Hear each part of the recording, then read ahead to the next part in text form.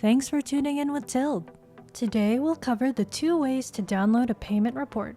Payments reports are useful for tracking payment activity and analyzing payment failures. Tilde has 2 different ways you can download your payments report. The first way is over in the Reports page.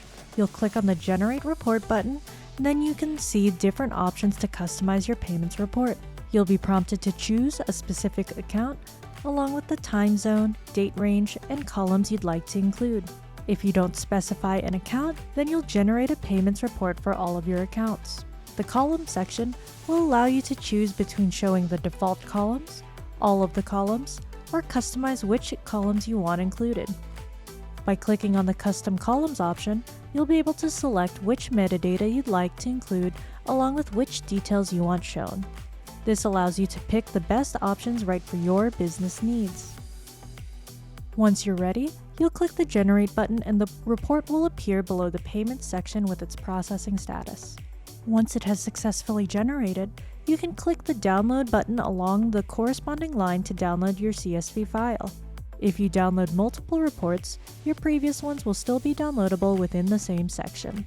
The second way is over in the Payments page. You'll be able to filter payments on this page by date, merchant, payment method, amount, last 4 relevant digits of a card payment or last 2 digits of an ACH payment, cardholder name, or customer name. You can also click on the settings icon on the top right corner above your payments and customize which columns you want shown. You can clear your selected filters at any time.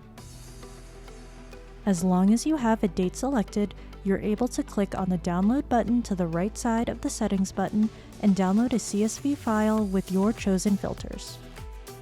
Check out our YouTube page for other delightful tutorials and follow us on LinkedIn and Twitter to see what we're up to.